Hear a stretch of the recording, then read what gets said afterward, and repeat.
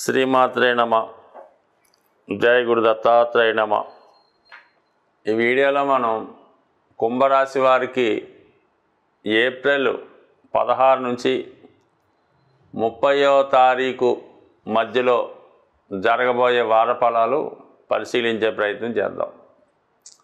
అయితే కుంభరాశి వారికి ఇప్పుడు ఏర్పడినటువంటి ఈ పక్షంలో ఏర్పడినటువంటి గ్రహస్థితి చాలా అభివృద్ధికరంగా ఉండడం జరిగింది. అంటే ఉపచయ స్థానాలని ఉంటాయి 3, 6, 10, 11. ఆ స్థానాల్లోకి పాపగ్రహాలు ప్రవేశించినప్పుడు జాతకుడు తన ప్రయత్నపూర్వకంగా విజయాన్ని సాధించడం జరుగుతూ ఉంటుంది. ఇప్పుడు ఈ పక్ష ప్రారంభంలో తృతీయ స్థానంలోకి రవిగ్రహ ప్రవేశం అత్యంత బలవంతుడై ఉండడం వల్ల మీ యొక్క ప్రవేశం ఏ పనైనా ప్రారంభించడం అన్నది చాలా గొప్పగా ప్రారంభించడం జరుగుతూ ఉంటుంది.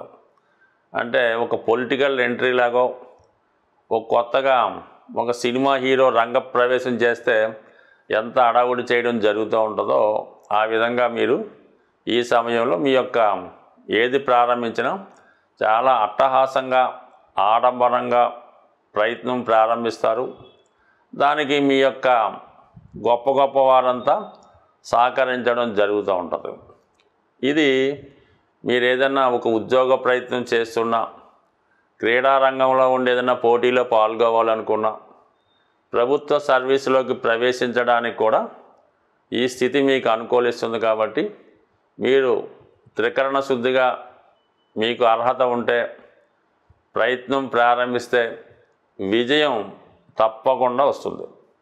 దాని తర్వాత ఏమైందంటే 6వ స్థానం, అక్కడ కూడా కుజుడు ఉన్నాడు. ఇది కూడా జయస్థానం అన్నమాట. 6వ స్థానంలో కుజుడు ఉంటే వాడు ఎందులో ప్రవేశించినా ఏ ప్రయత్నం చేసినా అందులో విజయం లభిస్తూ ఉంటుంది.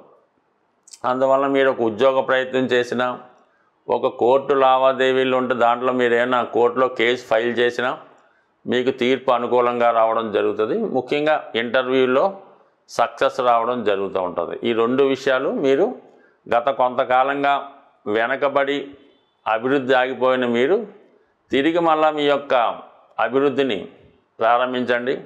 కొత్తగా ఏ ప్రయత్నం చేసినా మీకు ఇది చాలా వరకు సహకరించే అవకాశం ఉన్నది. అయితే చాలా వరకు కొత్తగా ప్రారంభం అన్నా కదా, ఏదైనా ఉద్యోగం లాంటి ప్రయత్నం ఏదైనా చేసుకోండి, ఏదైనా సేవా కార్యక్రమంలో పాల్గొనలాంటిది చేసుకోండి. అంటే వ్యాపారం ప్రారంభించడానికి ఇంకా మీకు కొంత టైం పడుతుంది. కాబట్టి ప్రస్తుతానికి ఉద్యోగ ప్రయత్నంలోనే ఉండండి. గతంలో చేసినటువంటి పొరపాట్లు సరిదిద్దుకునే ప్రయత్నం అయితే చేయండి. అప్పులు లాంటివి ఏమన్నా ఉంటే తీర్చే కార్యక్రమం చేసుకోండి. విరోధంగా ఉన్నటువంటి మీ అన్నదమ్ములు స్నేహితుల్ని తిరిగి మళ్ళా వాళ్ళతో సఖ్యతగా ఉండే ప్రయత్నం ఒకటి చేయండి. ఇక ఇప్పుడు శని భగవానుడు ధనస్థాన సంచారంలో మొదలైంది. అక్కడ శుక్రుడు బుధుడు ఉన్నారు, రాహు కూడా అక్కడే ఉన్నాడు, రాశ్యాధిపతిగా రాహు. అందువల్ల ఏంటంటే ఎన్నాళ్ళుగానో విడిపోయినటువంటి కుటుంబ సభ్యులు తిరిగి మళ్ళా కలుసుకుంటారన్నమాట. ఏదైనా శుభకార్యం తలపెట్టి ఆ కార్యక్రమం నిమిత్తం మీ యొక్క కుమార్తెలో, కోడల్లో, చెల్లెల్లో, అక్కలో తిరిగి మళ్ళా మీ కుటుంబం అంతా ఏకమై మీ మీద ఎక్కువ ఫోకస్ పెడతా ఉంటారన్నమాట. అంటే మీరు ఏదో ఇబ్బందుల్లో ఉన్నారు కదా, మీకు ఏదైనా సహాయం చేయాలి, మీకేదైనా మీ కుటుంబంలో పిల్లలు గడ్డ పెళ్ళిళ్ళు కాకుండా ఉంటే వాళ్ళకి పెళ్లి చేయాలి, ఉద్యోగం ఇప్పించాలన్న ప్రయత్నంతో చాలా వరకు మిమ్మల్ని సహకరిస్తారు.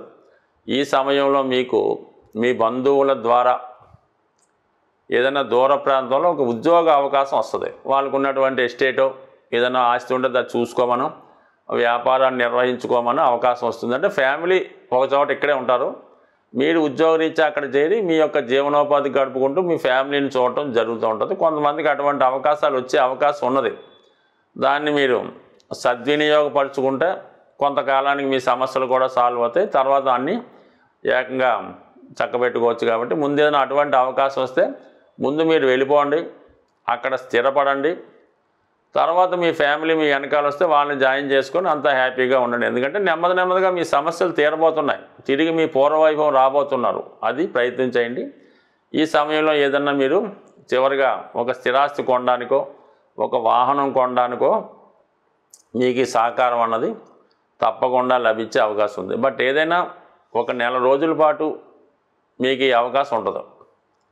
ఇంచుమించుగా ఈ 16వ తారీఖు ఏప్రిల్ నుంచి మళ్ళీ 14వ తారీఖు ఏప్రిల్ మధ్యలో ఇటువంటి అవకాశాలు మీకు రావడం జరుగుతుంది. దాని తర్వాత ఏంటంటే ఈ షష్టగ్రహ కూటంలో అప్పుడే 2 గ్రహాలు పైకి వెళ్ళిపోయి మళ్ళీ కొన్నాళ్ళకి బుధుడు వెళ్ళిపోతాడు, శుక్రుడు వెళ్ళిపోతాడు, రాహు రాశిలో ప్రవేశిస్తాడు, ఒక శని మాత్రమే మిగులుతాడు. అప్పుడు మీ ప్రయత్నం మీరు ఒంటరిగా ఏకాగ్గానే చేసుకోవాల్సి ఉంటుంది. అప్పుడు ప్రయత్నాలు వేరుగా ఉంటాయి. అందుకని ఇప్పుడు వచ్చిన అవకాశాన్ని బాగా సద్వినియోగపరిచి దాన్ని మీరు ఉపయోగించుకుంటే నెమ్మదిగా మీ యొక్క సమస్యలు సాల్వ్ అవుతాయి. అలాగే మీ బంధువుల మాట మీరు విన్నట్టు ఉంటుంది, వారు మీకు సహాయపడినట్టు ఉంటుంది. మళ్ళీ మీ యొక్క అభివృద్ధి ప్రారంభమవుతుంది. సాధారణంగా గ్రహాలు మారినప్పుడు వాటి ప్రభావం ప్రతి ఒక్కరి మీద మంచి చెడు కూడా రావడం జరుగుతూ ఉంటుంది. కేవలం ఇప్పుడు మనకి శని ప్రభావం ఏలినాటి శని అన్నది ఏదో ఏలినాటి శని 3 రాశుల మీద ఉంటుంది అనుకుంటారు. బట్ కానీ ఇంచుమించుగా 12 రాశుల్లో 9 రాశుల మీద ఈ ఏలినాటి శని ప్రభావం అన్నది కనబడుతూ ఉంటుంది.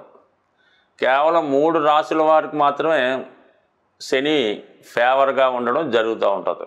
మరి ఆ కారణం వల్ల ఇంచుమించుగా శని పెడుతున్నటువంటి ఇబ్బందుల నుంచి తప్పించుకోవాలన్నా, శని ఇచ్చినటువంటి మంచి ఫలితాలు మనం పొందాలన్నా కంపల్సరిగా శనికి మనం శాంతి చేయించుకోవాల్సి ఉంటుంది. అంటే శనికి శాంతి చేయించుకోవడం అంటే జపాలు చేయించడం, ఈ దానాలు చేయడం, దానివల్ల ఏమీ కూడా ప్రయోజనం అయితే ఉండదు. మీరు శని యొక్క మంచి ప్రవర్తన, మంచి ఫలితాలు పొందాలన్నా, వారు పెట్టిన కష్టాల నుంచి తప్పించుకోవాలన్నా ముందు మీరు ఇతరుల మీద ఆధారపడకుండా ప్రతి పని అంటే సొంత పనులు లాంటివి మీకు మీరే స్వయంగా చేసుకోవలసి ఉంటుంది.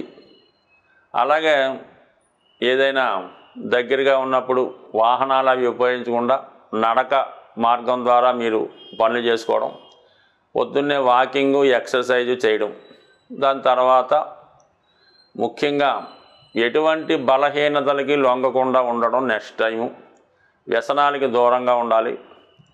పెద్దల్ని వృద్ధుల్ని గౌరవించడం మంచిది. బయట వారు ఎక్కడన్నా మనకు అనవసరం. మీ కుటుంబంలో ఎవరైనా వృద్ధులైన వారు అంటే వారు పనులు వారు చేసుకోలేకుండా ఉన్నవాళ్ళు ఎవరైనా ఉంటే వారికి మీరు ఏదో రకంగా సహాయం చేయడం మంచిది. అంటే వాళ్ళ మనస్తత్వం ఒక చిన్నపిల్లవాడు మనస్తత్వంలా ఉంటుంది కాబట్టి వారికి సమయానికి ఆహారం అందించడం, వాళ్ళకి ఏమైనా బిస్కెట్లో ఏదో కావాల్సినవి మంచినీళ్ళు దగ్గరగా ఉంచడం, సమయానికి మందులు దగ్గరుండి వేయించడం.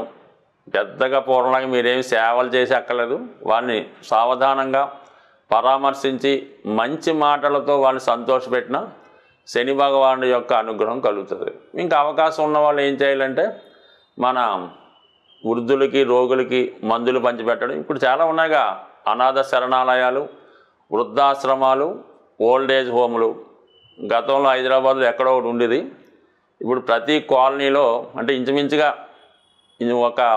ప్రతి ఒక్క ఏరియాలో ఈ ఓల్డ్ ఏజ్ హోమ్ అన్నది పెట్టడం జరుగుతూ ఉంది.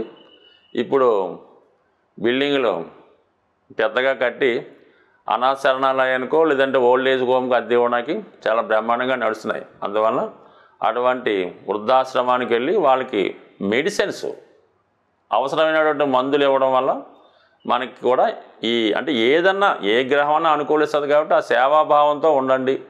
మీరు సంపాదించే సంపాదనలో ఒక 0.5% ఖర్చు పెట్టినా చాలు.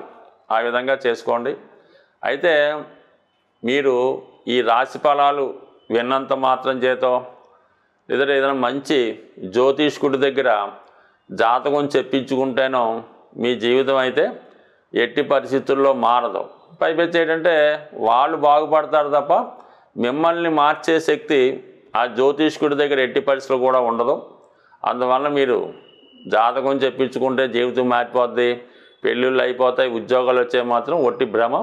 మీరు వారు చెప్పినట్టు నడుచుకొని ఏదైనా ఆ పరిహారమో ఆ ప్రయత్నమో చేయడం వల్ల మీ జాతకంలో యోగం ఉంటే అది వస్తుంది తప్ప ఉద్యోగం రావడానికి ఒక హోమం, లేదంటే ఒక ఉంగరం, పెళ్ళి కావడానికి ఒక హోమం ఒక ఉంగరం ఇలాగేమీ ఉండవు. బట్ ఇదంతా ఒక అపోహ మాత్రమే. మీ జాతకంలో ఉంటే ప్రయత్నం చేస్తే, అంటే జ్యోతిషుడు ఎంతవరకు చెప్తాడు, అబ్బాయి ఈ సమయంలో బాగుంది, ఈ గురుబలం వస్తుంది కాబట్టి ఈ పెళ్లి ప్రయత్నం చేసుకోండి, ఈ రవి బలం బాగుంది కాబట్టి ఏదైనా గవర్నమెంట్ సర్వీస్ ప్రయత్నం చేసుకోండి రావచ్చు, అంతవరకే చెప్తాడు తప్ప ఆ జాతకుడు ఉద్యోగం చేసి పెళ్ళిళ్ళు చేస్తే వాడు బ్రహ్మాండంగా ఏ లెవెల్లో ఉంటాడు. కాబట్టి మీరలా అత్యాశగా పోకుండా ప్రయత్నం చేసుకుంటేనే ఫలితం దక్కుతుంది. స్వస్తి.